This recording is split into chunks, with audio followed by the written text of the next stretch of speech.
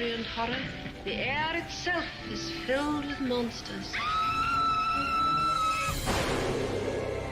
Children of the night, what music they make. It's alive! It's alive! Well, hello, all you monster fiends, and thank you for joining us for another deep dive, factoid-filled episode exploring Hollywood's most famous monsters. I am your mistress of ceremonies, Sam, and I'm joined, as always, by Dan from Bleeding Marvelous. Say hello, Dan. Have you ever dreamt of a better version of yourself? Younger, more beautiful, more perfect. One single injection unlocks your DNA, starting a new cellular division that will release another version of yourself. You are the Matrix. Everything comes from you. Everything is you. This is simply a better version of yourself. You just have to share 1 week for one and 1 week for the other.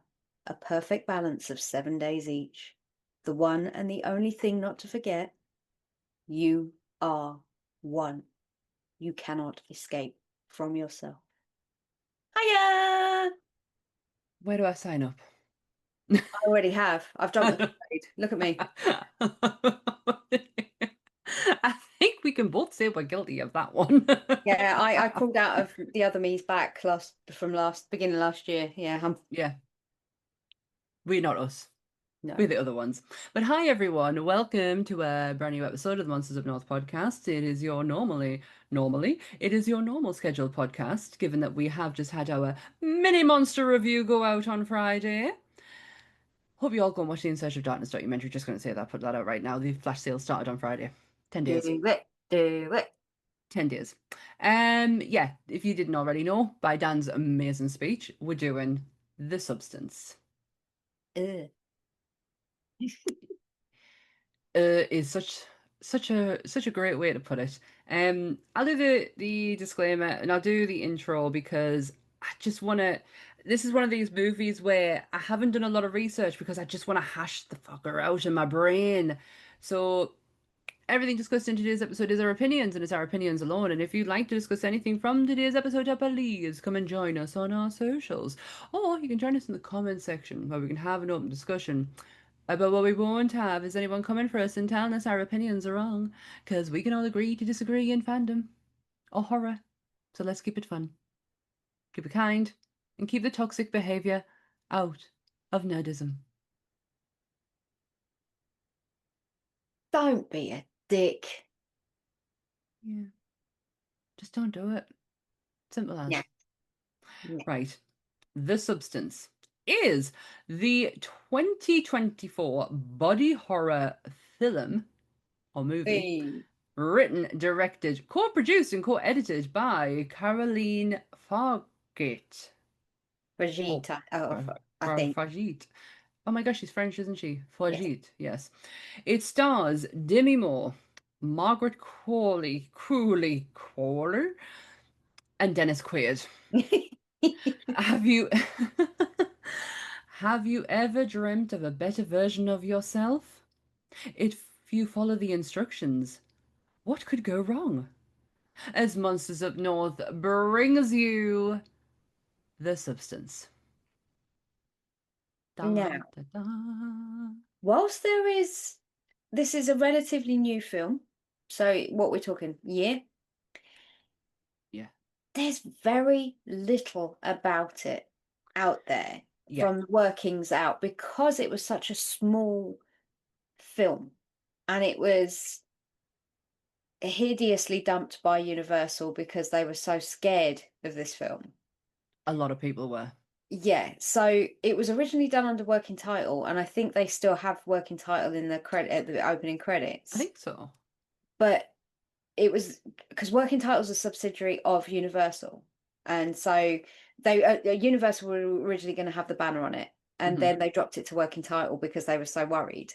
And then Mubi picked it up. I think it's Mubi, MUBI, and they picked it up as a production house, They have their own streaming platform now. And basically what they did was inadvertently create themselves the biggest grossing movie ever to be seen by an independent house of their like. So Universal shit the bed massively with this film. Massively, Massively. massively. They weren't the only ones who had trepidations. Mm, Miss Demi Moore, bless her heart. It mm, wasn't the fact. From what I've been reading and what I'm taking away from it, from what I'm reading, is it wasn't so much the film itself. I'm going to stop saying film because I can appreciate that someone is potentially listening to this and she will be screaming that I am saying it the way that I do. Movie. It's like, is she really ready to put herself out there as vulnerable as she does? yeah. But she wasn't the first choice. We don't actually know who the first choice was No. because the director has never said any alternatives. But Demi Moore is the one who was going to come on board. There was one alternative for this Yeah. movie. All I know is that with the reason why they ended up approaching her was because they read her autobiography, or it Yes. was like a, I can't remember if it was a Was it an directly, article or I don't know whether it was like you say, like an article in Variety, or it was mm, like an autobiographical piece, or it was an unofficial, you get the unofficial biographies and things like that. There was something about Demi Moore and how when her career started to fade off after the disaster with that movie that she did with Burt Reynolds where she played the stripper, yeah. that was kind of the pinnacle of where her career just went dead. Um, Poor Demi. and she was saying about she thought it was because she got naked or almost very naked in that film, and people were obviously Shocked. not just shocked. I think they were more so like they criticized her body so much. Oh my And God. I do feel that this film is suited to her in so many ways through not just the subject matter. I'm not talking about the finding of the internal self, but it's the whole part leading up to that. The Asian actress in Hollywood, not good enough. So, well, she gets her Oscar, she ends up going on telly and they give her a morning slot to do exercise, and she just becomes Face. this face, and it's like watching Mr. Motivator. You tend to think to yourself, Jesus Christ, I can't watch that anymore. And it's not Yeah. because of his age, it was just because it was consistently boring. So Yeah, he was doing the same bloody workout the whole time. Like it wasn't changing, but it's so weird to think that when I was watching this, I was like, oh my God, that style of television doesn't even exist anymore. Not especially not for us in the UK. no, God, we had Joe Wicks in the pandemic, but Jesus Christ, that but no, but that's what it used to be like on morning television. How many times did you see the aerobics person? Like aerobics was yeah. freaking huge in the 80s. You had green calisthenics. Uh, you had Green Goddess. You had Mr. Motivator. And I highly suggest anybody from outside the UK go and Google Mr. Motivator. That was the worst ponytail I've ever seen in my entire life. He made MC Hammer look cool, He was the British MC Hammer with but like it wasn't good. with a full-on gladiator's lycra body set Hey, you and a bum had bag. in a bum bag. The thing is, though, still does it today. Hmm. Still dresses like that. Oh So, god. so hey, he's been true and Yeah. authentic to himself. You gotta give him that. This isn't I mean, the nudity side of things. She was very worried about once she signed up doing it because she's 59 years old. As much as that character is 50, Demi was knocking on 60 at Mhm. this point, and it's like shit. I'm 60 years old. Like, I know this doesn't look 60 at all, but I'm 60 years old. And it wasn't until Margaret really not only encouraged that, but give her the confidence to do it, which I think is really sweet because for me, looking at this 29-year-old, I'd be like, "Ugh, who the fuck are you to like be like giving me this advice?" But she didn't. She took it on board. Um, she went on to do the scenes, obviously, but it's not the first time that she's worked with a member of her family because she was with She's a nepo baby, isn't she, Margaret? she is, and you know what? I can't see her mum at all in her. Hair. That's probably the only thing that I can identify is the hair. Yeah, she's the daughter of Andy McDowell, who is the only woman I have ever heard my dad say he would leave my mum for. And for those of you who are not entirely sure, she was in Four Weddings and a Funeral with Hugh Grant. Very much so. But she was Yeah. also in St. Elmo's Fire, Yeah, with Demi Moore, which is another movie where Demi has literally bared her soul to the world. Demi was incredibly off her face while she was doing that film, or movie. She was incredibly high. Like her drug habits, they'd gone through the roof. The scene where she's in the bedroom with Rob Lowe and she's locked in the bedroom because she's on a come down and the lever in there to come to basically detox herself is a genuine detoxing session of Demi Moore. She was locked in that room in order to detox herself, and they just managed to get some of it on camera when she was a bit with it, with Rob Lowe in the room with her. So it's not the first time that Demi has been incredibly vulnerable on screen.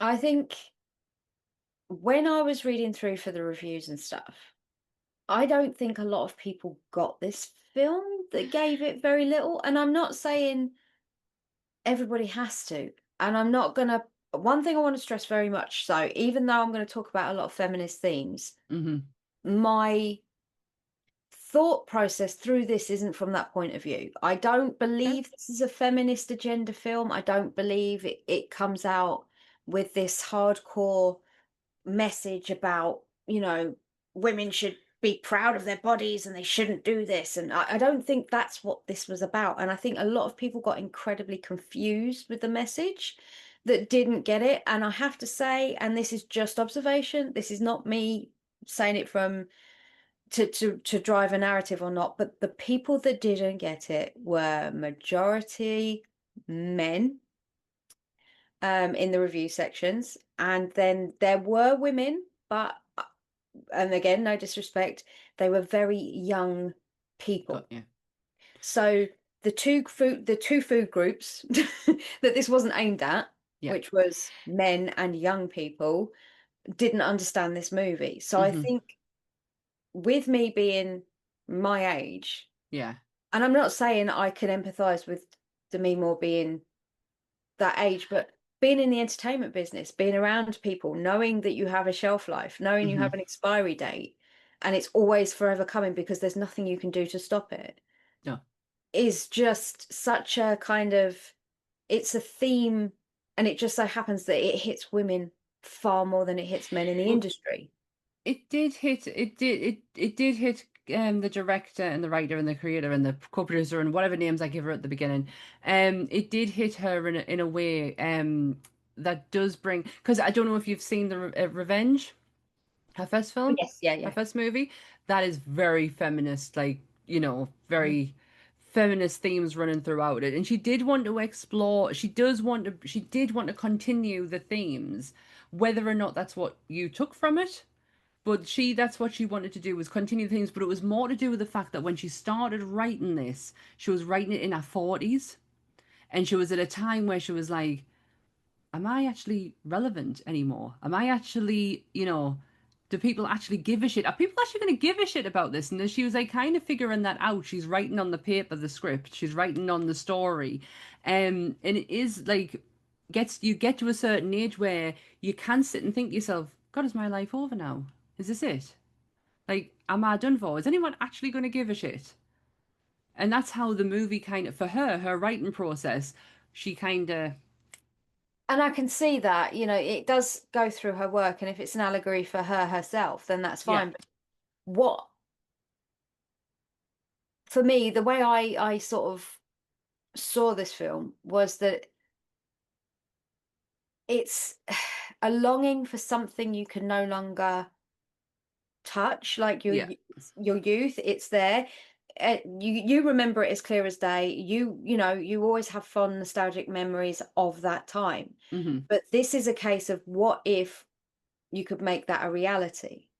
You could Yeah. have your younger self and have that. I don't necessarily think when they're born as the younger version of them, because otherwise people would notice that's Yeah, there's a you lot of look just like confusion with her. me. Yeah, there's a Yeah, lot of confusion with me on how the whole split worked mentally. And yeah, we'll get to it when we get yeah. into the film a bit more. There wasn't a certain actor who was not meant to be in this film. Hmm. Dennis Quaid. Yeah. Bleh. Because the person, it makes us even more sad that he's no longer with us. It makes us even sadder that this was the movie he was meant to do, and he got the part instead. Was the great Ray Liotta was cast as the Harvey Weinstein. Harvey. Ugh. Hmm. Do you know what's even worse? I want to put this out there. Not only is he playing a cretin, he is one himself. He's an absolute. I just don't like the man. I really do not like Dennis Quaid at all. Um, so yeah, for him to be playing someone like him, it's kind of fitting. But it's really sad that Ray Liotta is not here to take that part because he did. It was so quick. The decision to have Dennis Quaid in the movie was he didn't even get a chance to learn his lines. He had to do it on the days, and they literally started filming straight away. Well, the scene where he's eating the prawns, he purposefully, literally, he got that. I think they said maybe a week before, and he said to them, right, I am gonna make this as fucking disgusting as I possibly can.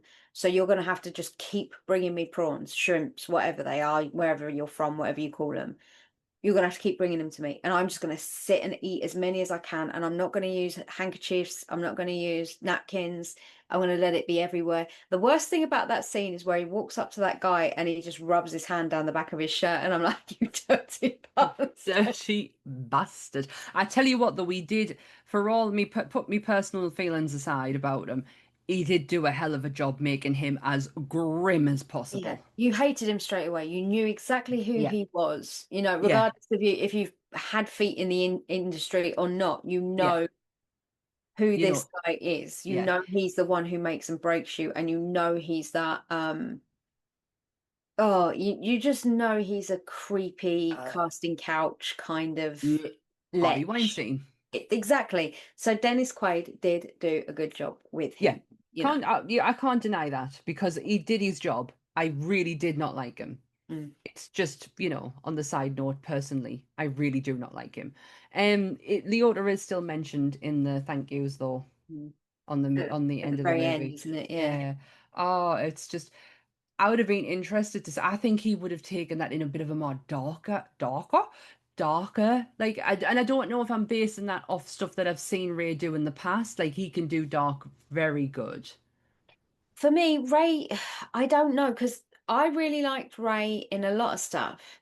But the last thing I really think for me, where he picked, because Cocaine Bear ended up being his last movie. Oh, really? I did not know that. Yeah, and that was not one to go out on. I'm not going to lie. I went to Ah, cinema to see that. It's stupid as hell, and it is held quite highly by some people just for that kind of where it, what kind of movie it is and just how ridiculous. yeah. But the one that I remember the most, where I remember I really disliked him, was Rock and Roller. Or was it Revolver? No, Revolver. Revolver, Yeah, yeah. Revolver. Sorry, I always get those two confused. One's Toby, what's his name? And the other one's Guy Ritchie. Yeah, Yeah. yeah. Well, they're both Guy Ritchie movies, Rock and Roller Oh, and Revolver. really? Yeah, I but genuinely Revolver's the didn't know one. that. Yeah, Revolver's the one where he's in his Ray Liotta's in his pants and he's having a meltdown. And I just remember detesting him in that so much so that I thought actually he'd done a really good job because I've always kind of liked him. Like Goodfellas will always be Oh, the one hey. movie Mwah. everybody would always mention when it comes to Ray. So Because hey, it's perfect. That movie is I'm not I wouldn't dare say that I love mafia movies, but I do have a little bit of a soft spot for them. Like I really The Godfather is probably one of my favorites, and I know it's a very, very long movie, but to me, cinematically, it's perfect. I think it's absolutely brilliant. I'm trying to look actually because I genuinely the Goodfellas is an obvious one. mhm. Um, Hannibal, I Oh know yeah, him when he's from getting his head eaten and Julianne Mhm. Moore's watching on. Yeah. just grazing at his head. but there's so many that I've not actually seen of his. So many. He he worked. a lot of stuff, especially towards the end, because he knew he wasn't very well. So that's what I was about to ask actually, and why I went on his page for, because I don't know how he died. I think it was a. Oh, I want to say it was a heart attack out of nowhere. He took it all really quick. Oh, do you know what he was filming? Dangerous Waters? Oh, The sh the shark one, Yeah, the shark. Yeah, the shark one. He was doing that. which Captain Boomerang took over on him. Whoa, okay. Yeah. That one. Jai Courtney. Yeah, Jai Um, Courtney. I'm Eric. Carl Reese or whatever Oh his my name. God, is Eric Dane in it as well? This isn't the same. This isn't I the was gonna same say, movie. yeah. No, this is not the same movie. This is 2023 Oh, Dangerous Dangerous Waters. Animal. No, hang on. Yeah, Dangerous yeah, Creatures? that's something like that. It wasn't great. No. It was Jay No. Courtney, that's what I'm gonna say. Captain I've Boomerang. not seen any Captain Boomerang. I've never seen any of them, but yeah, that was what he was. Sorry, I genuinely thought it was that because I did not know the name of the other one. He cause of death, respiratory failure, pulmonary edema, heart failure. Yeah, because he when he when he was in Cocaine Bear, he was rather Puffy? I want to say portly looking, but Puffy that's not meant face. with any kind of like malice. Hmm. He didn't look Ray-like. I think it's the Did kindest way I can say it. He just looked a little bit like he's Ray, Ray but puffier. mm, He's in Muppets in a Space. padded Ray. Padded. It's a good word. He's in Muppets from Space. He did some weird cameos just to make some money. So Hey, do you know what though? Looking at his filmography, he worked. Like he really worked. And yeah, it's not just movies; it's television as well. Like Jesus, my God, he's in ER. He's in an episode of ER. Um, yeah, he really Unbreakable Kimmy Schmidt. He was in that too. I've never seen it because it's really not for me. I've seen a clip from it. I was like, I oh no, no, no. I watched it, um, and recognized a lot of myself in there. It's all the singing and stuff. Like, don't get me wrong. Oh, At one point in my life, I loved. This is before The Curse, right, Mike? When the first season of Glee came out, it was unlike anything that I'd seen on TV that was aimed at oh, the you're a Glee. weirdo kids. That was aimed at the weirdo kids. You know, us lot that were the theatre Us, kids at school. We us didn't. theatre folk. Yeah, we didn't have anything really like that, and because Glee clubs weren't a thing in the UK, it was such Mm-mm. a oh, this kind of sits where we were at school, but we weren't, and then it was great, and then the Glee curse just happened, and everything just the arse fell out of it. I remember when they just people just started dying, and then the whole thing with Puck Oh, Puck. and the whole Oh, just yeah. one thing after another. And I highly recommend if you want to go and listen to it, there is a podcast. I go on about it all the time, True Crime and Cocktails. Um, and it's Dana from Superstore and her cousin. So it's Lauren Ash and her cousin Christy. They do a deep dive episode, and it's called The Glee Curse. And it was way before the TV series came out, all about it. But they do a really good deep dive where they talk about absolutely everything from Maya. Is it Maya? I can't remember the girl who drowned. Oh,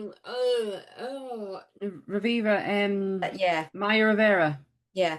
They talk about her death. They talk about Chris's addiction and his death. Um, they talk about the pup Corey situation. Monteith, Corey, yeah. Corey Monteith. Yeah, the only reason I know about him for he died on my birthday. Well, I remember I was sitting at my parents' house. They've got like a granny annex they built for like all the people to come, like all the families to come and stay in. And I was sitting in there, and I remember seeing it flash up on the TV. I was like, "What the fuck?" And I just remember looking at it, going, "What the?" And then it all slowly started coming out, and the whole thread was He, unraveling. And it isn't just the three deaths. There was way more than that. That went oh no, scenes and weird. like. There's a documentary out there, isn't there, about I it? think it's on Discovery. Yeah, there's a whole documentary about it. Yeah, he died on my birthday. He died very close to Philip Seymour Hoffman. The circumstances were nearly the same. Mm. Both recovering addicts who ended up going back to their addiction, but taking levels that they used to at their prime and not being able to handle it. Yeah, that's the Um, problem a lot of addicts do. That's how they get so in trouble. sad. So sad. Do you know this movie might not have been made? I read something to say that there was a lot of to and fro with it, but I couldn't find out why. She got offered another directorial piece. Oh, right. She got offered Black Widow. As She got in, offered, as in Marvel Studios, Black Widow. really? Yeah, they really, really wanted her. They really wanted a female perspective. They really wanted hers. It's a very feminist-driven kind of movie, especially the fact that the the female lead that they wanted to do it right with Black Widow. And to be honest, I have no issue with that movie whatsoever. It's just it came out at the wrong time. It should never have came out when it did. If you really cared about Natasha as a character, it should have been done well before you decided, oh, maybe we should give her it now. Poor her. But yeah, they really wanted to do well on this, and they offered it to the director. She had turned it down though because she's kind of like an independent. She don't like being told what to do, and she doesn't get final cut privilege, and that Yeah. was a big no-no for her. So because of that, she then goes on to start this. And I know that I think there was two American crew, and then there was a couple of British crew, but the majority I think it was only an 80-man crew in total. Yeah, Were all French. The whole set was French speaking. Other than the actors, um, everybody had to speak French on site. It was all filmed in France. yeah. And it went from having scenes, a lot of the scenes were shot with only a 6-man crew in sometimes, and then when they were the heavy prosthetic scenes, they were shot with a 20-man crew. Yeah. So it was just absolutely insane, like how little she needed to make this movie. But then when you break it down and you look at the sets, you're looking at the bathroom, which is so stark white and clinical, which I thought was a just fantastic kind of idea to give you that kind of hospital feel without it being a hospital. Then you had the front room, which was such a stark, like Contrast. contrast to the like with all the fluffy carpet and the pink and the nice and the woo. Yes, that's such a good thing to say or to talk about because there is a lot of stuff that she left out of the movie that is actually replaced with the likes of color, with Mhm. the likes of scenery. So you don't know the backstory of Liz. It's Liz, isn't it? Elizabeth Sparkle, Yeah, yes. you don't know the backstory of her, but what you can see is through action, through color. Her yellow coat is a symbolization of her trying to be the superhero. It's like the cape, how Yeah. big it is. I texted my sister last night. My sister loved this movie, loved it. Not her genre at all, but she absolutely adored it. And I messaged her last night and said, "Doing the substance, what's your thought?" She went, "Fucking masterpiece, absolute masterpiece." And she's given us this ramble into when she went, "And that yellow coat. Oh, um, but what she did say is that this movie give you such a clear message, and then Hollywood just went, nah, this was up for Oscars. Hmm. This was Demi Moore was up for an Oscar for this role, She won a and Golden Globe for it. who did they give the Oscar to? A man, I think, wasn't it? The young one. Oh, really? The youngest person in the nomination list. That's Michaela messaged and went, and they give it to the young girl. Oh, Well, it right. just says everything, doesn't it? But yeah, so the yellow coat symbolizing superhero status of Liz trying to really like kind of every time she's leaving with that coat on, she's trying to make a statement. She's trying to like pump herself up that she can get through the day, basically. Where you've got Liz's pink leotard, which is kind of girly, it's Oh, what's innocent, Sue? it's Yeah, Sue. Sue. Sorry, Sue. yeah. Sue, and she's very, she's a little baby doll kind of thing. But yeah, so she uses color in order to be able to give you the people without actually directing you to say, well, this is their backstory, that's their backstory.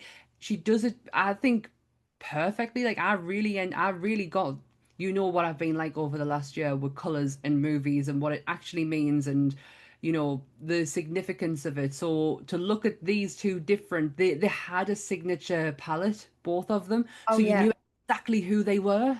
My favorite thing though, which she did really, really well, was the stark contrast of when they're in the hallway, which is the Shining homage to the Oh yeah. studio. So you have the hallway and you have the toilets, and they are done in exactly the same colors with very similar patterning to The Shining, because she Hmm. wanted to show the madness when you were there. And Yeah. that's what she was trying to convey. This is in the interview I saw. She was saying basically that because of the story of The Shining, the Stephen King thing, obviously the longer you spend there, the more madness you sort of go with the madness and you let it Unless take over you. And she said, unless you're Jack Nicholson, well, yeah. Um, instant. and then she wanted to convey that you know, Elizabeth had been there for God knows how long, and there was picture of picture after picture after picture of her down this never-ending hallway with the repeating pattern on the floor, and it was bright orange. And then she just ran in the toilets because the women's were out, and then she was in the toilets that are pretty much exactly the same as the toilets in The Shining, and Yes. they Dennis Quaid comes in and blows her cover, and that's when this whole thing sort of kicks off. But it's more so that this is so well shot. Even that last batshit bit we will get to is Mm. so fucking weird, but it's so well done at the same time. It's like there's so much in this movie, not just practically or digitally, but costuming, set, um, Yeah. makeup. For such a small production with a relatively small budget, because it had 17.5 million budget, which by today's standards, guys, let me just explain to you. Stranger Things, for an 8-piece series of season 5, had 480 million budget. That's something. 480 million budget. That's disgustingly disgusting in any which way you look at it. 480 million, half a billion. Jesus Christ. 500 million to Jesus make Christ. 8 episodes of Stranger Things, and that last episode with that CGI. Nah, Every time you do that, I always think of Jurassic Park, not Yep, the magic word. Nah, yep. Dennis Nedry rules. Yeah, but the box Yeah. office then is where it really sort of ramped up here, because they went in with the expectation, obviously, of being an independent film house, thinking to themselves, right, well, Yeah, we'll we make the might money. claw something back. Yeah, we'll make the 17.5 back, you know, domestically, because obviously it was originally going to be launched in France first, and Yeah. then, you know, but because Working Title put it out in the US with movie, I want to say it's movie. I've got Jay inside. I watched Dogma the other day, so if that's not what it's called, I do apologize. I think you're right. It was they've got their own streaming platform. Yeah, and so the they put it out in the US first, so it ended up going to US cinemas first, and it only made 17.3 in the US, but it made over 60 million in outside the US and Canada. Wow. So, you know, mainland Europe, UK, everywhere else that was allowed to see it, because it wasn't allowed to be shown in a few countries because of the content. It wasn't anything to do with it being women driven, Hmm. despite what a lot of the stories were. It was due to the nakedness and the grotesquerie, because abominations and religion and yeah. So it wasn't allowed to be showed in a lot of the parts of certain So, countries. yeah. But yeah, it made 77.3 million in total domestically in its cinema release, considering it didn't have the biggest release or the longest release either. That's insane. Mm. Absolutely insane. I got me sister on the phone literally saying, "You have to watch this." And I was like, "Nah, can't do it. Sorry, body horror. I just can't bring myself to do it." She went, she just basically said, "Swallow your shit and just get on with it." She went, "Because it is an absolute eye opener." and I watched it, and the body horror. Now it I don't know why this didn't get us too much. It's This movie is very heavily influenced off The Fly, Mm. makeup wise, Oh, technique Cronenberg. wise. And, Cronenberg's The Fly, yeah, yeah. makeup wise, and that makes me physically gag. So, but I didn't. The only one bit that I nearly passed out on I was the know it. eye, Oh, the really? eye, Was it that the one? eye, the eye, the eye. I don't do eyes at all. I have learned that through First Contact when I watched that for the first time. The first scene, Picard, the big thing with it. No, stop it. Um, I don't do eyes. So when the eye split, I nearly threw up. Apart from that, I wasn't grossed out by it.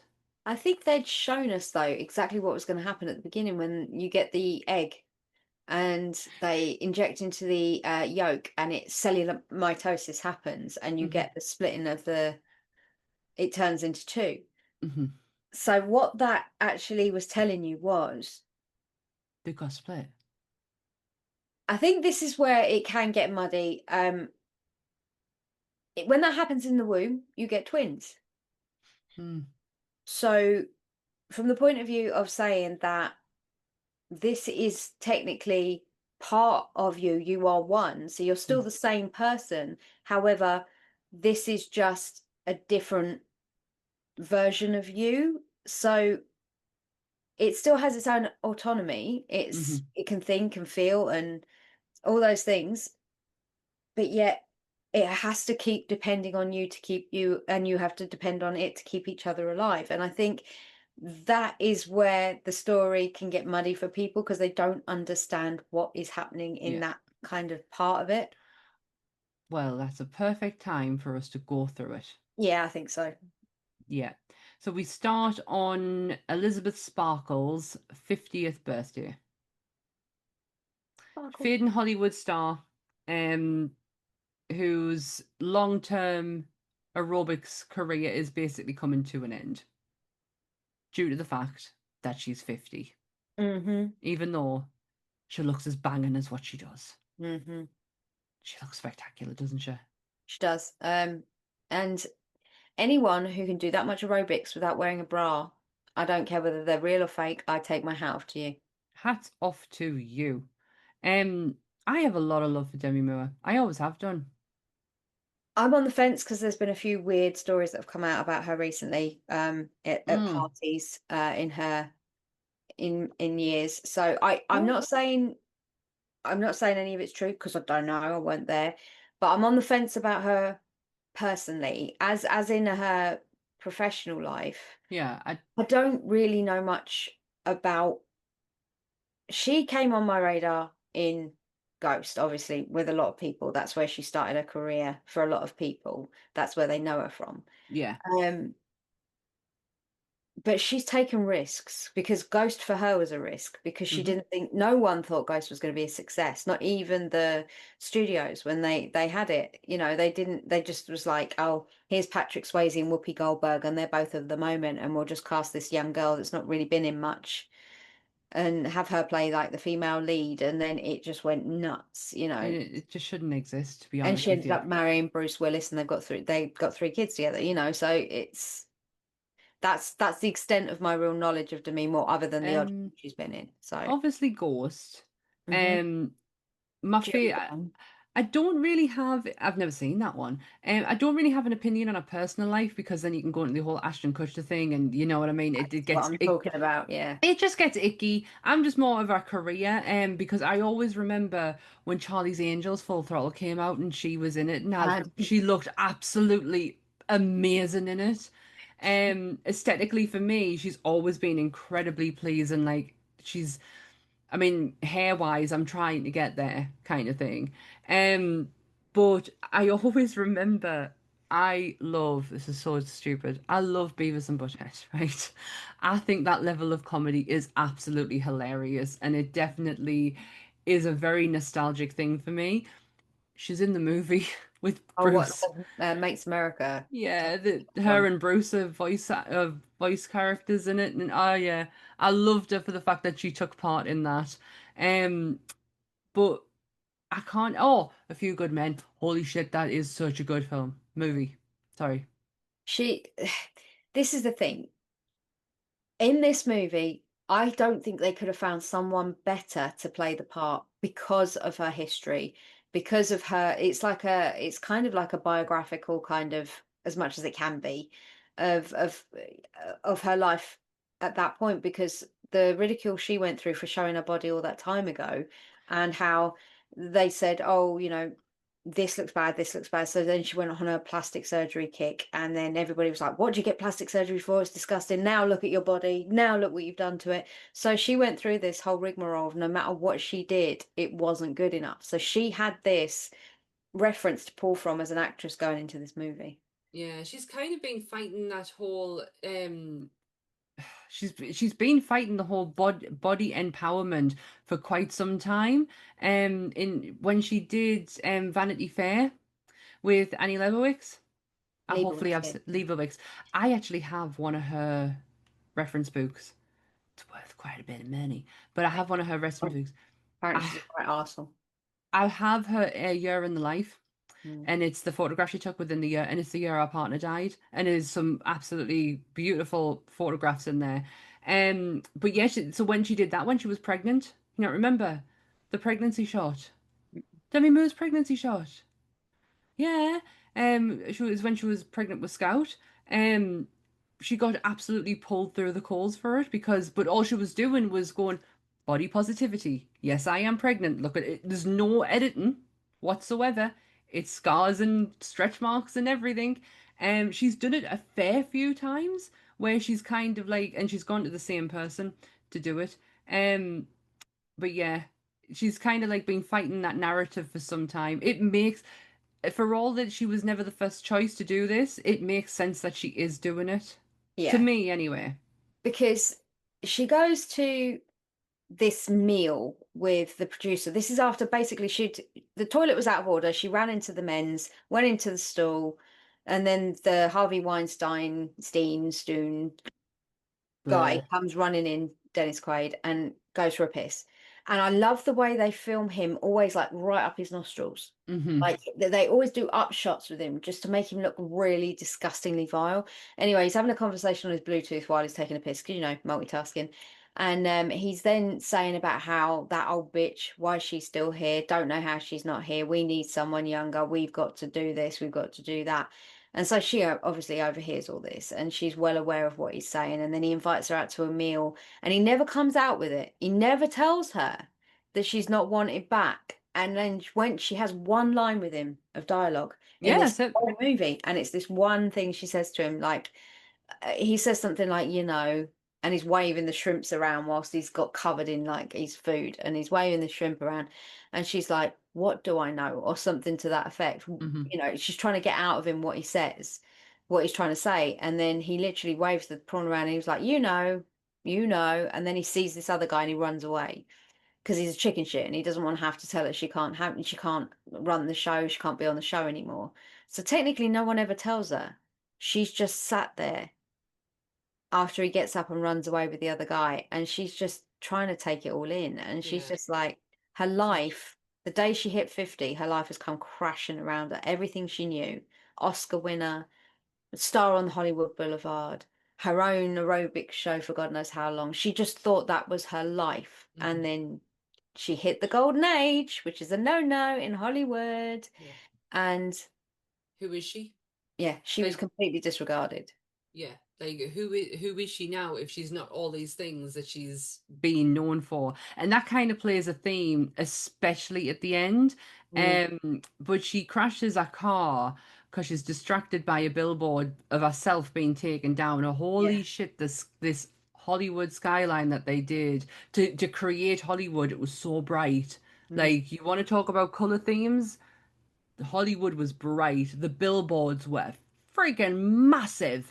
Um, Yeah, so she crashes her car and she gets taken to hospital, and a young male nurse who, honestly, this is such a death becomes her scene. It was quite uncanny. Um, tells her about the substance,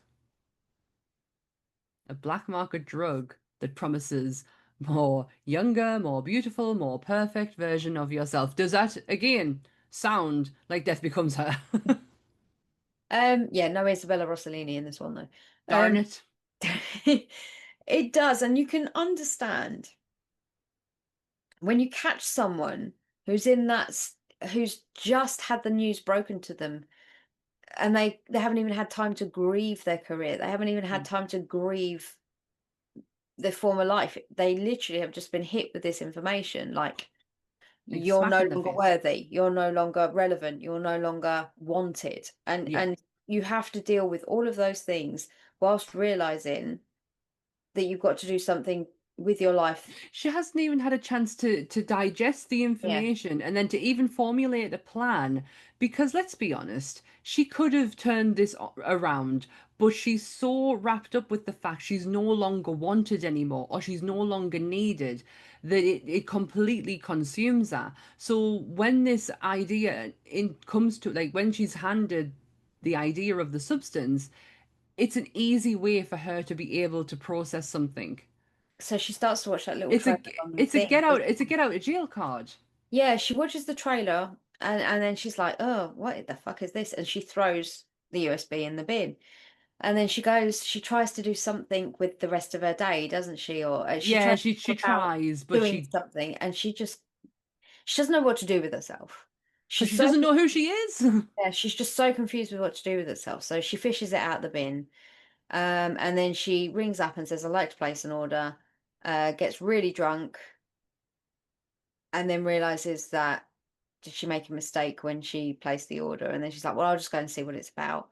Goes to the most shadiest, weirdest part of town, and goes to this random PO box with her weird card that came in the post, Yeah. and picks up her box and heads home. And That's not before she meets a person that she met at school yeah, who absolutely adores her, who is telling Fred. her, yeah. And he's like, "Oh my God, you're still as beautiful now as you were then." And oh my God, I can't believe you like talking to us. And he's like, "Oh, I would love to take you for a drink." Like he knows fine well it's like it's a hard no, but she actually takes his card. Yeah. I think he'd got her in such she needed to hear those words. She needed to know that she was relevant. She's because at the moment she has no idea who she Yeah. is. And she was so I think at this point where he kind of like sidelines her, she was so preoccupied with going to this thing and getting the box and finding this thing, she didn't fully take in or digest what he was even saying to her, even though it was like, "Oh, thank you very much." Hmm. I don't think it hit. I think it went over her head, even though the problem is you're being told these things all the time when you're in the entertainment business. "Oh, you're beautiful, you're wonderful, you're stunning, you're da da da da da da da." It becomes so hollow and so vapid. You don't believe a damn word anyone says anymore. Yeah, So you get to a point of where if anybody tells you those things, it's all bullshit. You yeah. don't, you know it. It's You don't meaningless. feel that, yeah, it's empty. And that's the Hmm. best way I can explain it, emptiness, when someone says something like that, because it doesn't register, because you're so convinced that it's just another hollow sentiment someone just says because Yeah. they say it. And you could tell he genuinely meant it. And there was, and for lack of a better word, there was substance behind what he was trying to portray to it. You know, the fact that he still thinks she's beautiful and he wants to spend time with her, and she should be He's looking in this direction, yeah. not over there. No, over She has there. the opportunity to go in that direction, but It the was very temptation's sincere. too much. It was incredibly sincere. Hmm. Like The ridiculously temptation's too sincere. much for Yeah. this carrot that's being dangled. Because she's gonna to go and do it, basically. Mm. She hesitates. She Oh yeah. kind of like she goes back and forth on it, but then she eventually uses a single use serum and poof. Oh, does all hell break loose. Now, there's a reason I have not, and which is probably might be a bit strange given you, if you know us, you know we love our makeup and our prosthetics. Mm. Not a great deal of information about it that I could find. I've got a little bit. Go on. Because Um, this is where the body horror really ramps up. yeah, this scene that we're about to talk about took 15 days to film. I am not surprised. Someone crawled out of her back. Yeah. And it was all conceived by the director when she was in the shower. She just suddenly thought of it It when was the first. It was the first thing she wrote. yeah, She so built the I whole movie around this. such a bizarre thing, but you'll have to bear with me with the pronunciations because obviously there's a lot of people from different countries and I apologize in advance. Um, Luigi D'Andrea is the sculptor of the prosthetics. He's worked on the Marvels, X, The Witches, the Anne Hathaway version, Ugh. Matrix Resurrections, and then you also have the original designer of the end product and some of the effects going, throughout the film. He's a British guy called Richard Martin, and he's worked on Asteroid City, Poor Things, the Oscar, that massive Oscar movie that came out with Emma Oh Stone, my Poor God! Things, Yeah. White Lotus, and then you had Flora Schuler, who was support in the sculpting. She helped with the majority of the sculpting, so they worked off of Richard's designs. She worked on Dune Part One, The Witcher, Last Voyage of the Demeter, Red Dwarf, Crimson Oh, Peak, and the 2010 Wolfman that we, with Benicio del Toro in it. So that's very sci-fi until it's not. yeah, they like you can look at the provenance of those guys and go, Yeah, I they can. understood Yeah, they understood the premise of what she was trying to 100%. do without them even doing something like a body horror Because movie and all of that. there's a lot from in here that I took from the thing, and like especially the body transformation, and then obviously you've got Cronenberg's The Fly. Mhm. That's a huge one. But she convulses on the floor first, and this is the eye, the eye splits in fucking two. The one thing I will say as well, I have no idea because I know this is going into too much. Is it? I don't know. I'm going to mention it. Women typically wear in naked scenes merkins, right? Which Hmm. are nether region wigs. It's an And awful word. merkin. I know who thought of that. It's a nether A region wig, man. probably, and it has like a they call I can't remember what the official name is, but it has like a C that Ah, comes right. for the merkin, so it gives a The bit of area. privacy, right? Not Yeah. much, but it just sits like, and it goes up the back like a bit of a thong, but it doesn't, you can't see it. Um, I don't know whether they wore them or they were genuinely, authentically butt naked like the day that they were born. Because, Margaret was. well, she wasn't because they're not her boobs. No, the breastplate isn't because they needed to look a certain way. Yeah, I can't I can't get past the whole body positivity thing that she put onto Demi when she was, Whilst wearing a breastplate. Yeah, yeah, it's not uncommon. Lily, what's that face who played Pamela in that absolutely grotesque TV series? She wore a full bodysuit. That is not oh that yeah, is yeah, that is not her bits at all. But that also is the same for Sebastian Stan as well because the fake he penis, yeah. yes, uh-huh. Um, it's so it doesn't sound like it's uncommon. What I did see though, I watched Dead Central's, is it Dead Central? Am I saying that right? Dead Meat, sorry. Whew, hey. Dead Meat's body count Hmm. on there, and obviously he does the breakdown of it, and he does a little bit of background as well. And Margaret got the terrible part of prosthetics. She did not have a good time with it at all. She was incredibly uncomfortable. She was a little pro though. She carried on. It doesn't. The only time she seemed to complain is after the fact, and she's in interviews, and it's when she's asked certain questions, she doesn't want it. She doesn't want to talk about it. Mm. That's the only time I saw her say, "No, I don't want to relive that." I think there's times when you can respect the fact that these people put themselves out there wholeheartedly. And this is what I'm talking about when it comes to the nakedness, right? The Hmm. vulnerability it takes for you to be naked around a partner for the first time. Mm. And I'm not talking just that's just one person that you potentially will never see again or potentially spend the rest of your life with, right? Hmm. That's one person. We're not standing in front of an audience of millions of people showing them what we look like from top to bottom. And I'm Hmm. not using bottom as a pun either. I mean like top to bottom. The actual bottom. You see Demi's body, and my mum grew up. My mum has been many things in her life. She was actually an artist, and she went back to school when she was 33, and she had many art shows down in London and things like that. She paints, and one of her biggest thing was painting the female form. So she was always very um adamant that me and my sister were never embarrassed to see, not embarrassed to see women naked, but like when you see the drawings and life models and stuff like that, we were never to look at that and go, oh, it was like supposed to be something of beauty. A Yeah. woman's body was always taught to us that it was something of Oh, beauty. that's good. And like the one thing she always said, it was like anything that's on a woman's body is like a roadmap. It's like a history of their life. And that's what you see with, well, that's what I saw with Demi Moore's body in this, because you see that she's obviously, and this isn't shady, it's just my opinion, she's had work on her face. We all know that. And You then can when you clearly see slowly it. move down, she's obviously had work on her boobs. And this isn't me criticizing her body, this is me trying to explain.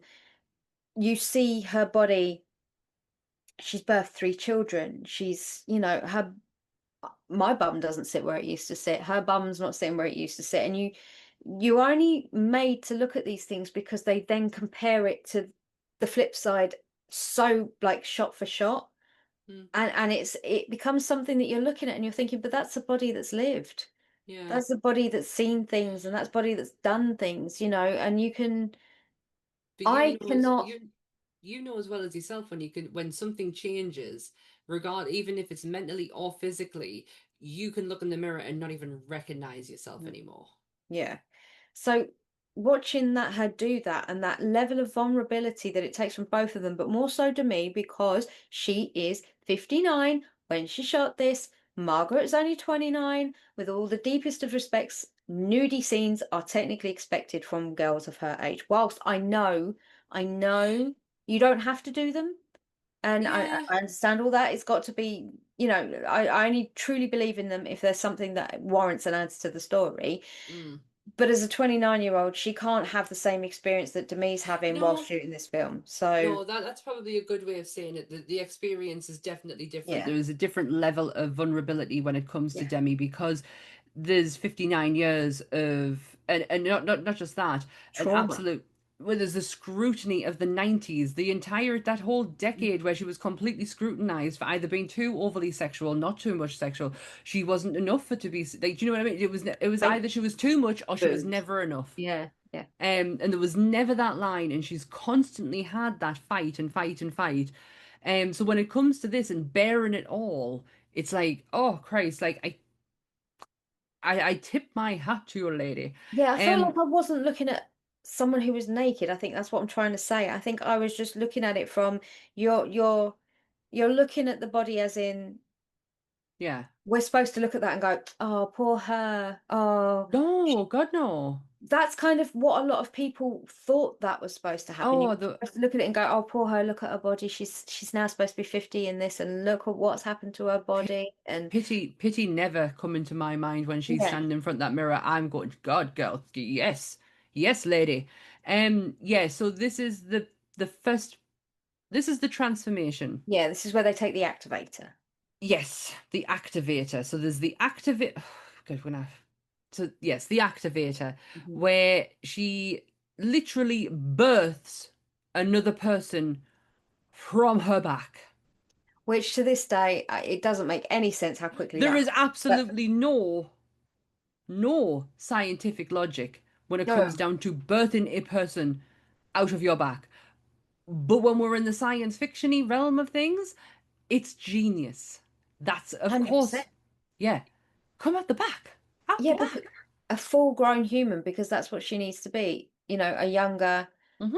version of herself. It for me, it was just the once she got out and she'd finished looking at her body in the mirror and looking, God, she looked for a long time, didn't she?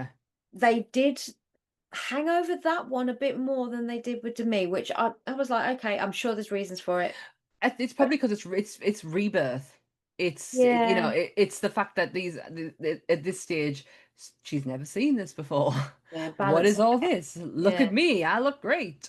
But it was the instant knowing of what to do. So This is this where is I where, get very confused. yes. See, now, as they are one, they must share the same consciousness to a degree. So when they flip over, the way I see it is that they can experience the feeling of what the other person's feeling. They're just not, it's like a dormant I part of the got it. brain can Yeah. experience the feeling, but they're not going, it's not them. They're not living it, they're not actually Yeah, in there per yeah, se. It's a consciousness that's yeah. there. So they switch consciousness. They have to take daily injections to stay. So they've only got 7 days. Yeah. Okay. And this is genius, the way that they do this, because it is made very clear that they are one. Hmm. As much as Demi is the matrix of it all, and without her, the other one wouldn't exist, essentially they are one. So they have to live off of each other in Yeah. order to survive. They do that by taking fluid from each other. It's from the spinal column, basically spinal fluid, or the like of embryotic fluid. That's the bit I got a bit lost on. It was either because, and I say embryotic fluid because that's obviously where they were birthed from, the back. Yes, it makes sense. And she takes it from a part in the back where she's sewed up that becomes a very pustular sore, which is the bit that made me feel absolutely fucking disgusting, which I think they did so well on that. So But well. basically they have to pull out 7 days worth of this fluid, and every day they have to take a small vial of it to stabilize them so they don't get nosebleeds, pass out, They don't high blood deteriorate pressure. basically, Yeah, because without the one, yeah. so she is constantly fed while she's unconscious, while the One is unconscious, they are constantly fed a drip of 7 days of food, so they Mhm. will be able to stay alive through that. But the other one has to be able to take from that in order to survive, in Yeah. order to not. And if she doesn't, and if she delays it, she starts to fall apart. Nosebleeds is where it starts first. And as someone who suffers from nosebleeds regularly, they're not bloody pretty. I think that's where they talk about the symbiotic nature of this. You can't have one without the other. Yes. The the lacing up of the back I thought was absolutely amazingly done because it looked like skin. So they were obviously, I don't know for sure because I couldn't find out, but I think they might have used something like pig skin for that because normally they do defer to pig skin to look like because human skin. it's the most realistic version of human skin that you will get, that is not human skin. Yeah. Yeah, and there's there's news stories about at the moment about a gentleman Who's who's been stealing human skulls, so Yeah. wouldn't be surprised if it were an actual thing, but not in Hollywood, and definitely not in the tattoo industry because that's what they also use for practicing on as well. Because again, it's the closest thing to human skin that is not human skin. Yeah. There. Right. So she comes out of this as a younger self, or however we're going to explain it. She comes out as Sue. And Sue sees she got to Sue. pick her own name. Yeah, Sue. Sue. I know of all the names, it's a very peculiar one. She comes out and she sees the audition in the newspaper and she thinks to herself, yeah, I'm going to go for that. And I can kind of understand why she did. And I don't think it was done out of spite to her No, previous self. It's because that's what she knows. It's it's comfort. subconscious, but it's subconsciously she Yeah. knows That life. So why Yeah. would she not go back into that realm, like into that field? Um, yeah, I got the reason why she went there for. I didn't see it as a spite thing. To be honest, there's a lot of tender moments at the starting point with them two, especially when they're switching. Mm, That obviously changes. So I think later on stuff turns into spitefulness. mm. But I don't think it initially started out that way. No, and I think she goes to where's familiar, she goes to where she knows, and then she gets the job because she buys this thing that's a bit daring and she sets herself apart because do you know the ironic thing is in any kind of Broadway or theatre jobs in America, they are told to wear bright leotards when they do their dancing auditions and their theatre auditions because it sets them apart. And that was just this running story. So she went for the pink. So you've got yellow for Demi, and then you've got pink, obviously, for Sue.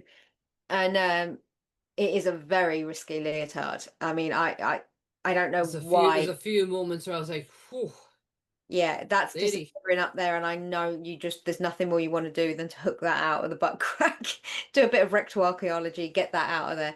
But I think they do such a good job with that bit, and then how Dennis is just so leery, just leers over her within like seconds, like the two guys, they're just like the Oh minute yeah, she walks in, she didn't even say anything or dance, and they were just like, you.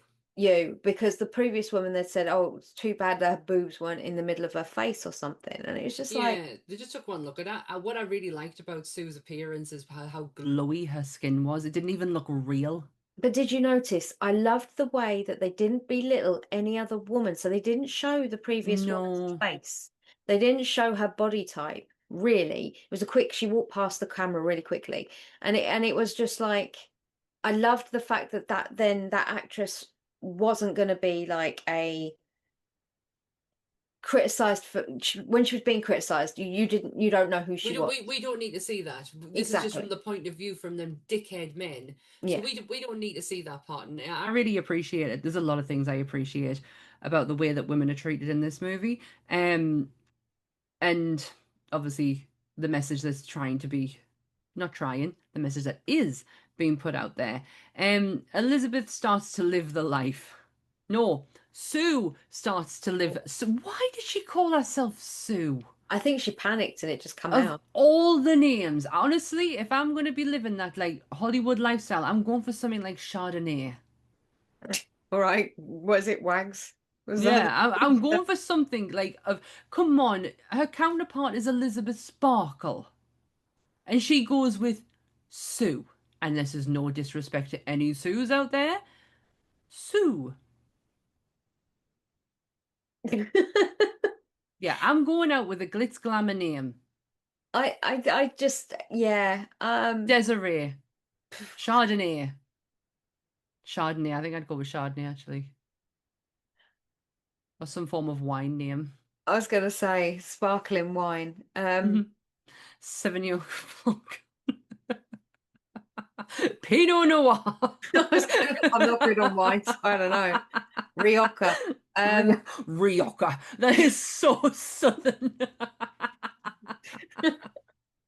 Mine would end up being something like, oh, what would I call myself? What was it called? Oh God, that god awful, like Asti Spumenti. There you go, it's another one. That would be my stripper name, Asti Spumenti. Oh God, it started with an L, and it was the most vile wine you could ever drink. Lambrini. Oh, there we go. That's what I call myself. If we're going to go into it, we're naming ourselves wine names. You can be Chardonnay, I'll be Lambrini, because that really does sound, it sums me up in It's just one. like the life that she's going into. I just feel like the name needs to match it. Yeah. But I love that. I honestly, the skin, her skin is so, it's got that like kind of glowy, not even real, but it's perfect. It's perfect. Her skin. Yeah, so she starts living the life, does Osu. While poor Liz is lying festering almost on the floor. Not quite yet. She's not quite getting there, but she's got some wounds that are not being taken care of. Can we talk about the bathroom conversion and how all of a sudden she knew how to do all this stuff and how well it ended up being as well?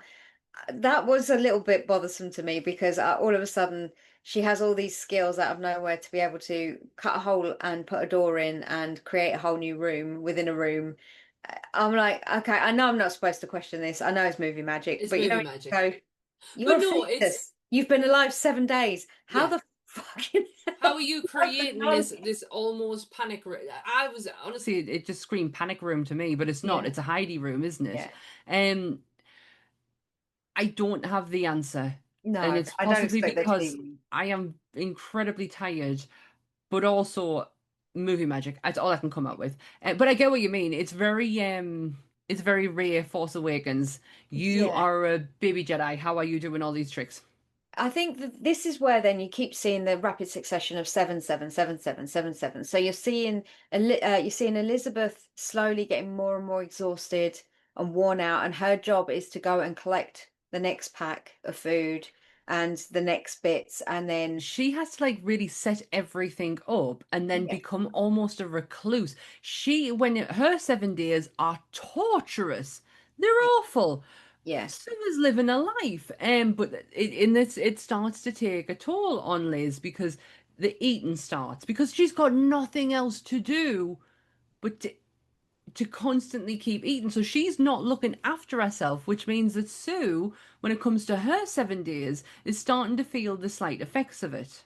yeah. And the weird, the thing that got me, which I thought was very, very clever, which was when she felt she was being followed on the way back from picking up the food that time. Hmm. She went into the little cafe, and that guy was like, That's the nurse. yeah, see, that was the thing. It took me a long time to realize that. This is what James said on Dead Meat. He Mm, appreciated this part because it was giving you a male perspective, and I was like, no, it's giving you the fact that it's not all just for females. This is not a male's perspective on what Demi is actually going through, like what that character is going through. Two completely different experiences, and you cannot tarnish the two. They're the same. I'm not saying that men don't go through the same issue with vanity and looks and everything. This just the scrutiny is 10 times worse, in my opinion, 10 times worse for women than it is for men. I think this scene was more for exposition than it was for a Yeah, male perspective. I think what his job was in this scene was to say, you're looking at him going, Christ, you look knackered, and he's going, oh, is it taking its toll on you? And I'm like, okay, is this, and you start sort of, it gets the cogs moving, and you're thinking to yourself, how does he know? Then you twig, and because it comes out in the conversation, and then you're looking at him thinking, is yeah, that, yeah. and then he says, those 7 days are really, really long, aren't they?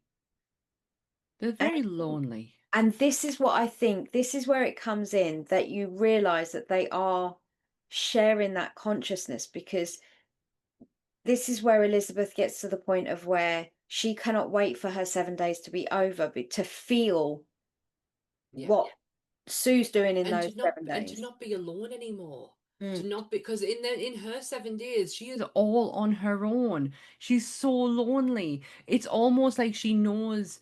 It's like Sue's gone now. mm, When Sue is out and about, mm-hmm, Liz is with her.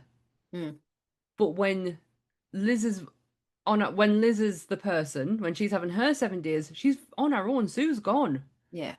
So she's completely and utterly isolated and lonely. And this is where she reaches out to the school friend that she met previously and decides to go on a date with him. But Mm, she does the thing that every woman has done yeah. once, twice, 3 times, a million times in their lives, cannot get the look right to where at the end you can't even face going out because you absolutely hate the person that you're looking at in the mirror.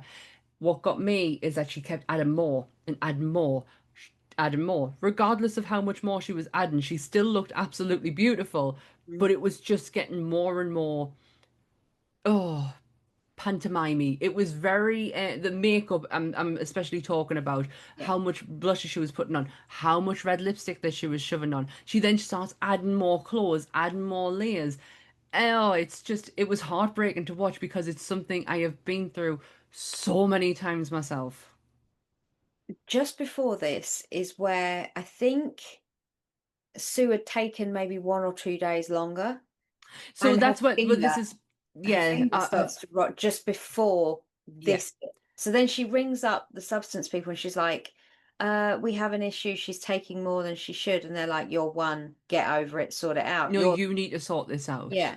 And so she's like, and they say, do you want to end the experiment? And then she's like, obviously she's so lonely. She's Mhm. like, no. And then that's when she realizes that she might need to do something with her time to try and preoccupy herself. So that's why she rings That's Fred. when she goes on Yeah. it, but she doesn't go on it because she ends up ghosting him, and because he's over the moon. He's like, oh my God, And he was a Elizabeth really nice guy Sparkle. when you saw the texts coming up going, are you okay? Has something happened? I'm Yeah, worried about you. And it's I'm like, like, I'm really worried at her.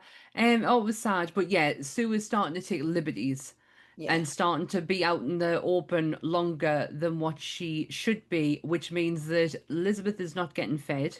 Mm-mm. She's starting to age.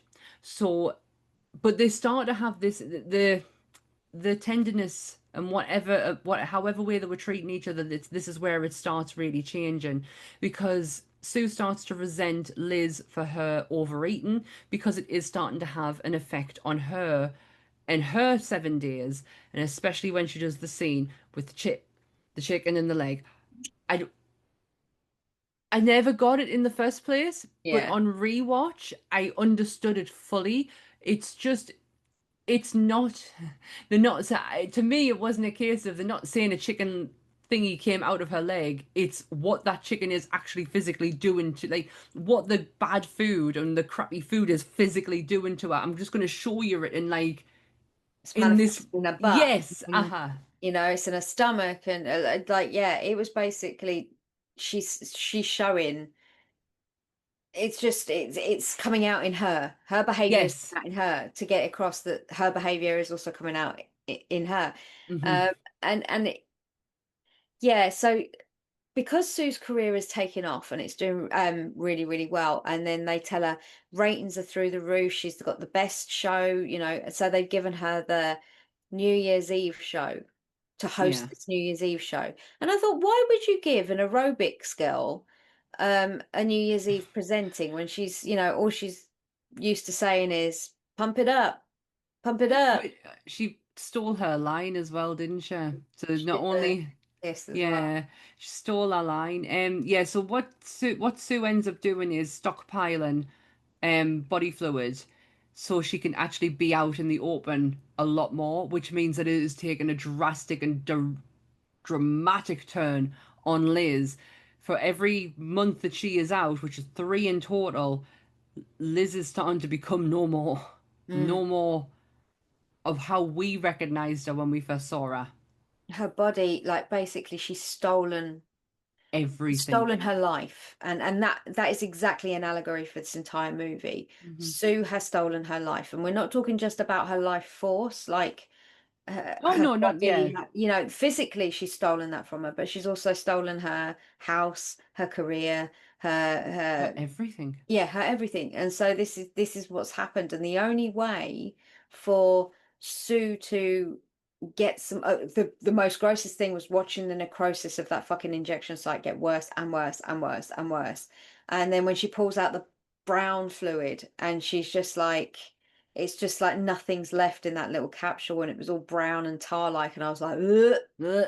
Yeah, she's so deformed that she's kind of like in a haggard hunchback. She's got the Yeah, hunchback going on. She's so transformed by the fact that that how much Sue has stolen from her, that she decides to ring up the company and go, I want to end it. yeah. This needs to end.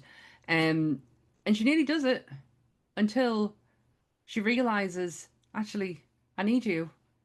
Well, that's the thing, because that Sue rings up and has a go, doesn't she? She's like, she's ruining everything. She's ruined everything because obviously that brown shit has just come out and there's nothing left. And he's like, well, the only way that fluid comes back is if you swap for 7 days. Hmm. And it's the day before she's due to go on the New Year's Eve show. And she's like, I can't, what do I do? And then she knows she doesn't have a choice because the nosebleeds come and the high blood pressure in her ears, and she has to do it. And then, so like you say, that's when Elizabeth goes off and gets the termination kit, comes in, drags her into the front room. So you finally get out of this Yeah. very clinical white bathroom Yeah. into the colourful, fluffy It's real. carpet I would have said it's situation. more real world. That Mm, Room is so alien. It's so clinical. spacecrafty to Yeah, me. That I'm like, you when you move into the living room, you're in the real world now, because this is where shit gets serious. yeah. The she's just about to to do it, to terminate the whole thing, when she has this complete realization that she needs Sue. Mm. She needs them 7 days. And maybe she has been a little bit selfish in the way that she's handled things at her end for the 7 days, because the best time that she's having is when she is in the consciousness of Sue, and Mhm. she she stops herself. That's not before Sue wakes up. And this shouldn't happen. The two of them should not be conscious at the same time.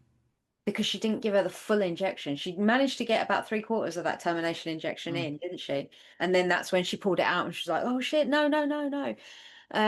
Yeah, and this is then where you see the hatred, the Oh, resentment, yeah. the just the vile. It's survival of the fittest in that room.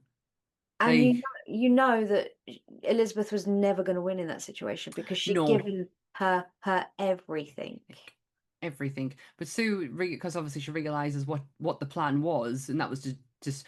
It's not the fact she was going to end her life or her existence. It was the fact she was trying to take a New Year's show away from her. That's Mhm. all she was thinking of. She is such in. She has Liz's Hollywood life so embedded in her that the only thing that she can see in front of her is that show. That is the only important thing into her, because the Because it's the likelihood is billboard is outside the window consistently looking at promoting. when it's looking at Liz, like Mm, constantly looking at her. It doesn't matter what angle of the room that she's in, it's still there. mm. um yeah, so the shit kicks, the shit absolutely hits the fan here, and Sue drop kicks, and I mean drop kicks her That into a wall. I was going to say that final scene where they're fighting, I want to say a massive holy shit to Demi Moore wearing that amount of prosthetics. Yeah. If you'd have told me Demi Moore that I knew in the 90s would dress up in a full prosthetic suit from head to toe, looking the way she did, and allowing herself to be as ugly as they Ugly, yeah. made her look, I would have said no fucking way, because it was never something, you never saw her ugly in a day in her life. No, no, and it's such a brilliant contrast of beauty and ugliness, and that that such that way that we look at ourselves as well. There's so many themes in this that it's kind of like hard for My brain to be able to compartmentalize them and like figure it all out. But because it's the the scales don't, the scales are balanced in a way, Mm. because it's essentially the same thing, but it's taken from two different viewpoints. You've got the beauty side and the ugly side. And I think the problem is when this fight's taking place, you just see how much that Elizabeth has given in to what you see her acceptance yeah. of the situation really quickly. She just accepts that this is what's going to She happen. needs it. And because she's like, I deserve this. I deserve to have my ass kicked for what I just did. I Yeah. can't, I've Oh got to. yeah, she doesn't fight. She does. There's no fight. Because No. she's got no fight left in her anymore. And she's kind of running away and trying to get away from her, and she's just like, no, no, no, I can't do this, don't do, and the sheer hatred of Sue towards Elizabeth when she's kicking her and kicking her and kicking her after she's thrown her through that table, and there's blood coming out of Oh every yeah. part of her, and she's just standing over it, and all of a sudden it only then dawns to her they are Shit. one. And I've Yeah. just killed her. And I've just killed. I have literally just killed the Matrix right there. So what the fuck happens now? What do I do? And then she panics. Now, the activator had an express warning on it saying throw away after the first use. And Demi didn't. She put it back in the cupboard. I think she was just convinced it wasn't going to work. So she just out of habit stuck it in the cupboard. And I Yeah. don't think she ever had an intention of using it again. No. However, because it was there, and bear in mind at this point, it's probably 4 or 5 or 6 months old, that activator as well. Sue decides in her infinite wisdom to rebirth herself. Yeah. And so she tries to make herself the Matrix. Now, she cannot She have can't cellular. be the core because No, she is the remake. yeah, she can't have cellular mitosis because she's not the original. No, she's not the original blueprint. So She's a what you copy. get That's the thing. So what you now get is See it. technically a teratoma. Oh, what a word. And I love the disgustingness of teratomas. For anybody who doesn't know what a teratoma is, do not Google it. You will have nightmares. A teratoma is a growth in which it can happen anywhere in the body. It is a developed fetus to a certain point, but it's not even a fetus. It's like tissue and leftover stuff that combines with like a tumor, but it isn't even a tumor. So these things can have fully formed teeth. They can have hair. They can have eyeballs. And they can grow within your brain. They can grow, if you're a female, they can be grown like in any part of your cavity, like your wombs, around the backs, things like that. Teratomas are absolutely fucking fascinating, and they come from sort of some sort of gene defect during the pregnancy, or even like when the mitosis happens in the womb. It, like, you know, when you hear stories of, oh, I ate my twin alive in the womb. So, you know, you hear those stories where they start off as Yeah. twins, one dies, and then the other twin absorbs that twin. Well, Yeah. that's sometimes how teratomas are also Oh, well, kind of developed. So hence why we have the teratoma. I call it the teratoma because that makes more sense when you take one look at this whole another level of prosthetics. They've gone from the Demi Moore, who looks a bit like Angelica Houston in Witches, kind of like, slash Quasimodo, like yeah, there's so many references in there to this absolute grotesquely, weirdly intriguing thing. they call her Monstro Eliza Sue, I think, or Elise Sue. I can't remember how. Monstro Eliza Sue. Yeah. What a name. I just, I will That's what say, she should have been called originally. I will quickly say about this, the use of music and the soundtrack in this, there is Mm. one song that you hear, and that's the Pump It Up song when she's doing all the aerobics. Pump it up. Yeah, Got to so pump that's it up. that's the only real song with lyrics you hear. Other than that, it's all very sharp, punchy, like Pump, pump, very pump. hard synthetic, like woo kind of noises, and they're very short and sharp, kind of. It's not even classed as music; they're more like sound effects with a bit of substance, Yeah. you know. Yeah, And so oh, Monstro Eliza Sue decides to go to the show. this is all happening, by the way, after Sue has gone to get ready for this show, and her teeth fall out. Everything just goes tits up. And a Like, finger. Do you know what? I will say this. Why, in God's name, do people do this in movies? The tooth has come out, it's in the sink, right? The fingernail comes off. What do? We don't play with them. Do not pull all your other teeth out. Do not pull your fingernail off. What are you doing? Leave it. yeah. Like, she made it 20 times worse. Like, the tooth came out, don't get me wrong. I was like, oh, don't know if you can come back for that. Then she starts going, pulls out all her Oh, I other wonder bloody if that teeth. one will come out. Yeah, they are. They are Yeah, actually don't coming don't out. do that. Leave. Why? I mean, I know for just pure shock value, they were trying to. Oh, no, I get it though. Like, if my tooth's falling out, I am not putting my hand back in there again. So she's taken this beautiful dress home that she was Yeah. in before she has this entire like face off with herself, Hmm. and you see Monstrose Eliza Sue put this dress on, and she just wants to be a pretty girl, and it's just like Yeah, and yeah, and it's then heartbreaking. This it is bit. to be honest, this part is actually it's because it takes you, it's so weird, and I think we are at an age where we can appreciate both sides because we're Yeah. just in the middle of it all. So we can appreciate as we are getting older that things are starting to change, but Mm. we're also young enough to remember them feelings of, oh, I just want to be pretty. I just want to have that pretty moment, and that's all that she's looking for there. Um, I it's the fact that she staples Liz's fist. The thing is, I don't think Monstrose Eliza Sue realizes, because there's not the consciousness anymore, It's because no, it's there's no gone. Sue and there's no Elizabeth. So what you have is this amalgamation of what little Oh no, bits are it's left of that have come out of Sue. hmm And so there's no consciousness really, so she can't really talk yeah. properly. Um, she is delusional because she's looking in the mirror and seeing something that we don't see, you know, because I think she thinks she's beautiful when she's putting her lipstick on and she sticks her earring in the side of her head. There's this Yeah. level of like, she knows she's trying to make herself look pretty, and she's having a lovely time, and it seems like she's enjoying herself. She's got a big pretty dress on.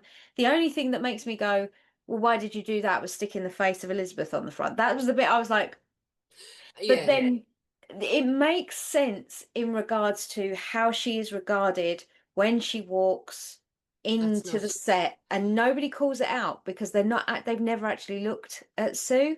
I No, feel it's also the way that it's shot is kind of giving you the impression that whatever that Sue is actually seeing is a faded memory of what Liz has already seen before. The likelihood is the audience in reality is not reacting the way that Sue is seeing them, yeah, because if you noticed, it's shot very dream sequence. See, but yeah. it's very distorted because Sue obviously doesn't have Liz's consciousness anymore, which means that she potentially doesn't have Liz's memories. She has like faded, jaded memories, not jaded, faded memories of Liz's past. So when she's looking at the audience, it's like, oh, look, admiration, because this is what Liz would have had at some point. When in actual fact, they are shitting a brick, and that's when she comes to is when the audience start reacting to her.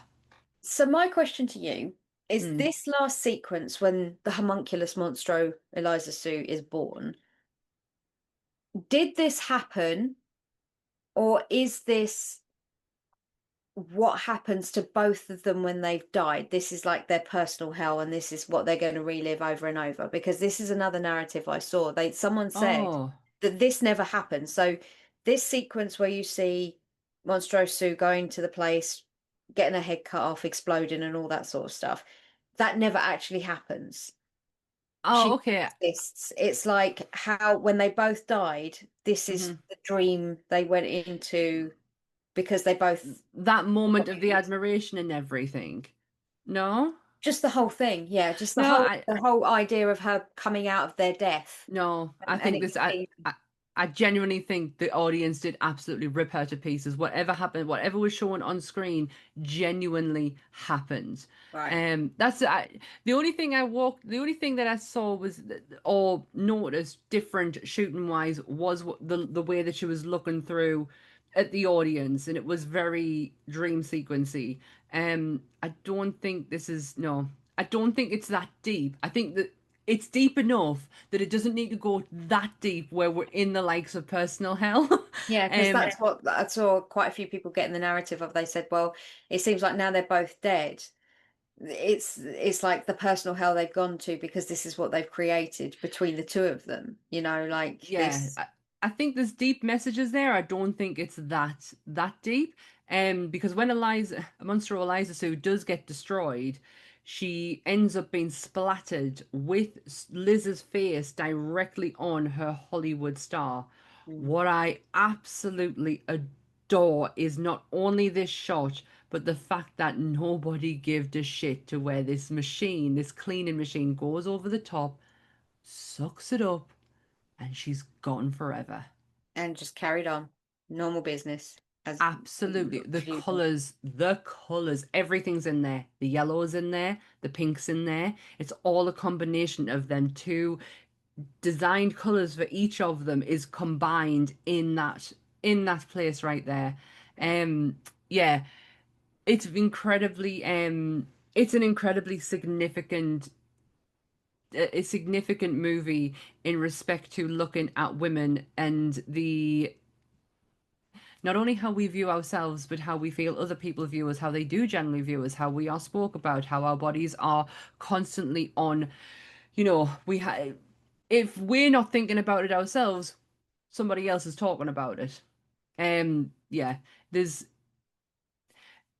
I I really enjoyed this film, and but what I enjoy more is what it's left us with. So many things to ponder over, and so many things to question, and so many things to look at myself or look at through the movie.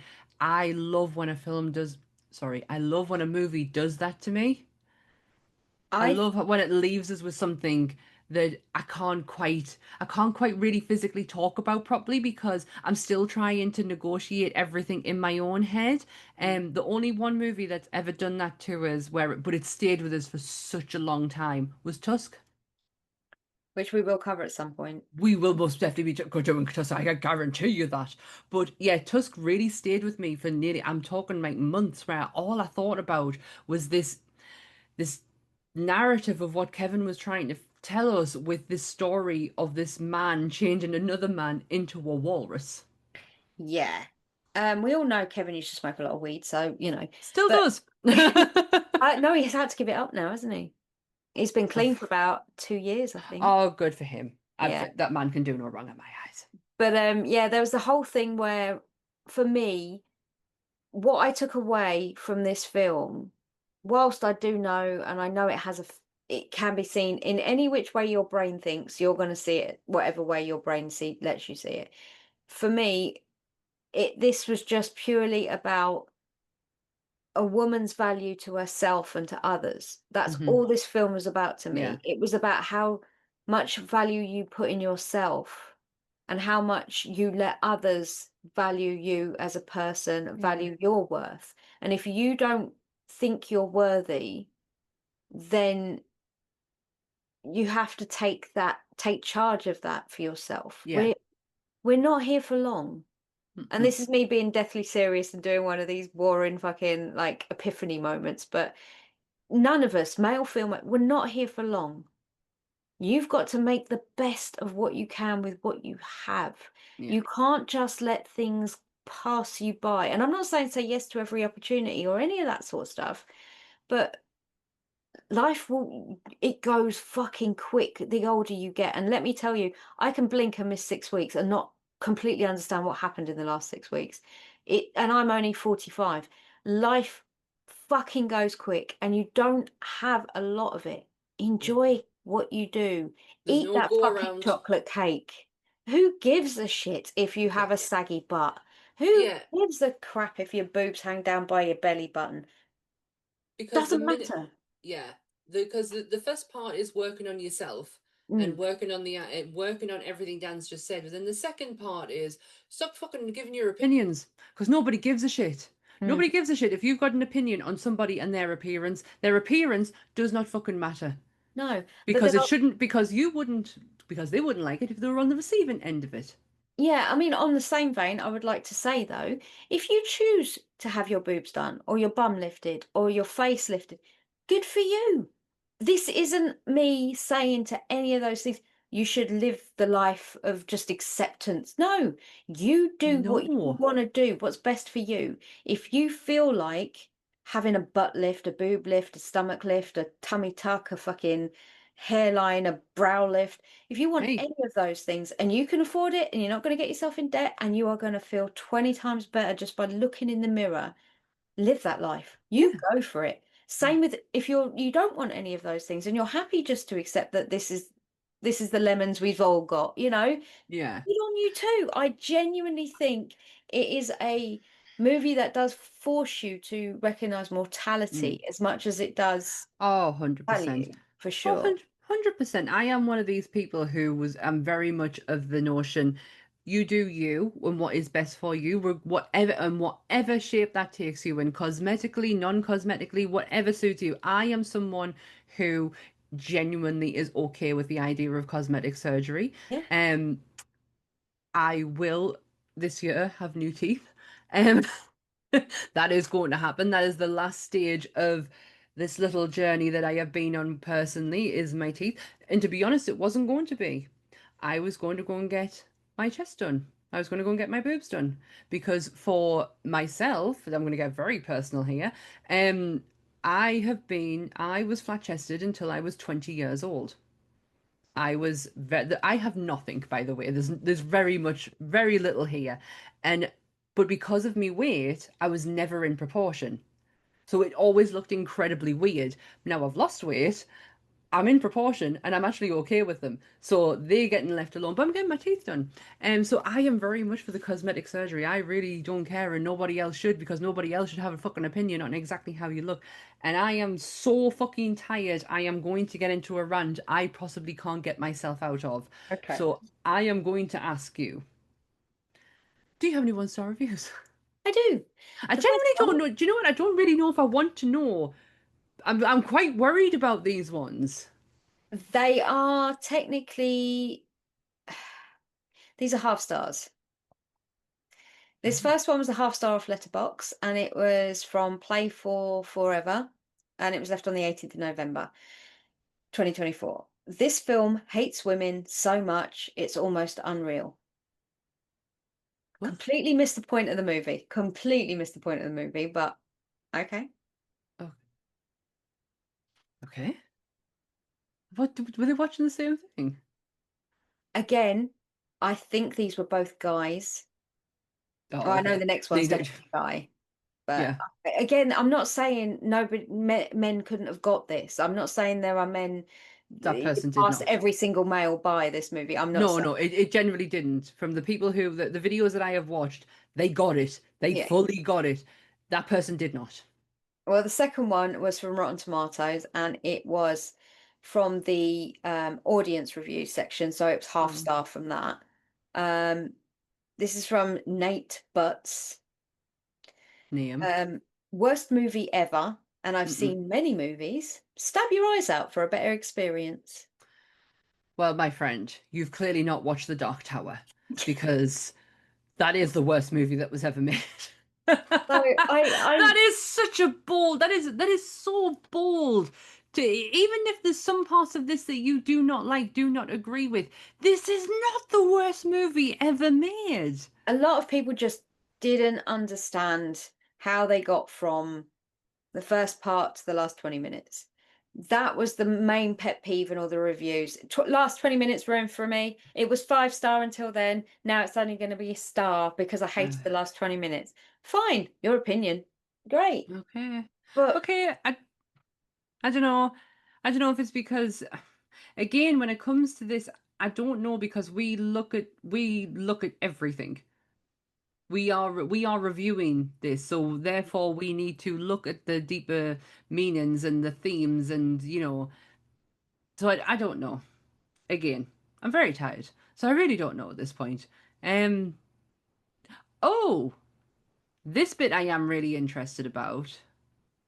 The 666 degrees of Jake, because I need to know. I don't want you to tell us when if you switch movies. okay, I won't. I just want to go with it and get to the end and see where we're at. Okay. Gore Abrams played Oliver, the overeager neighbor. Oh, He is mostly known for playing Paul O'Keefe in the Hell House LLC movies. mm, All of the makeup effects for Hell House LLC were created by Lexan Rosser, whose work featured nice. on Luke Cage, Iron Fist, Gotham, and Dexter Resurrection. James Remar plays Dexter's dad, Harry, but also Yeah. plays Ajax in the 1979 movie The Warriors. Which I only learnt about the other week. Michael Beck, who played Swan, was in Xanadu with not only a roller skating Gene singing in the rain, Kelly, but also Olivia Newton-John. Fight me here, but Olivia Newton-John's most famous role is, of course, Sandy in the 1978 Yeah. movie Grease, Yes. alongside everyone's allegedly wig-wearing, closeted science-mologist John Travolta. Boo. John starred in an odd movie in 1996 called Michael about an archangel living on Earth, and that movie had a character called Vartan Malt, who was played by none other than Bob Hoskins, who played Eddie Valance in Who Framed Roger Rabbit. Okay. Okay. Yeah. It was very. It was a very much. The penny dropped at the last second. At the last second, you talk about terrible movies. There's one, Michael. White feathers, that's all I remember from that movie. John Travolta, long hair, white feathers. Just don't play an angel. No. No, no, no. Oh, that was so good. That was good. Yeah, I don't want to know if you do change the movie. I want to be surprised because I like what today my brain is not functioning, so it literally was the last second. But I hope that I can actually follow along And go, okay, where's she going with this one? Could she be going here? Could she be going there? Yeah, I like that one. Well, I enjoyed that. I think what I enjoyed was some things. I've still got more questions than I do Yeah. before we started, but I like the idea that I've got things to ponder over now. and I've got things that my brain can actually chew away at. Because I don't think this one's going to leave us for a while. I think this one, I've only seen, this is the second time I've seen it. Yeah, same Because here.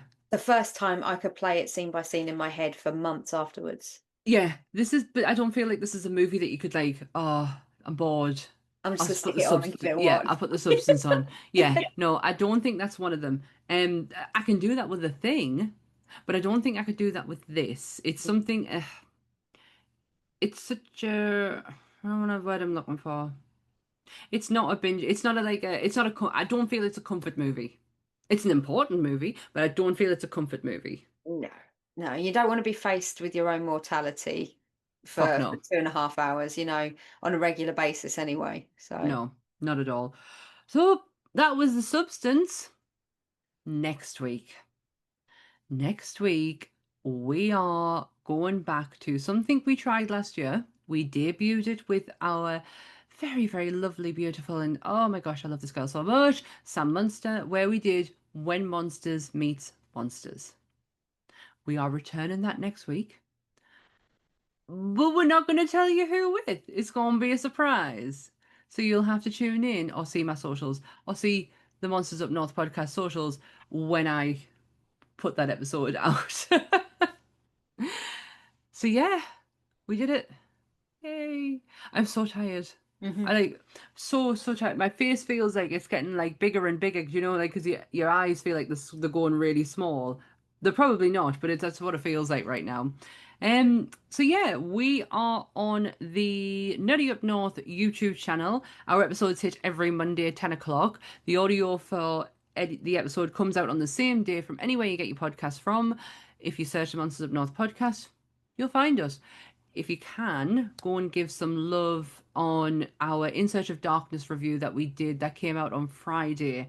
Please go and show them some love by going and checking out their digital sale that is taking place for 10 days. Links for that will all be down below.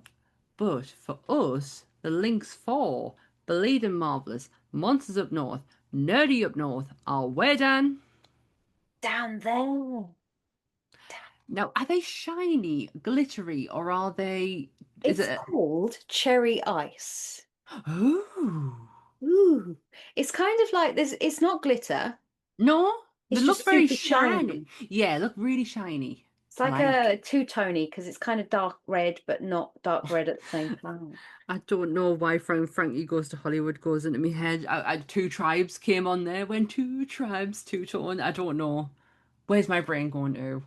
What is happening? It's What kind of day is bed. it? Night night. What day is it? Um. Wednesday. Oh gosh. Well, if there's nothing else left to say goodbye, Dan. Pretty girls should always smile. Bye. Stay spooky, everyone. Bye.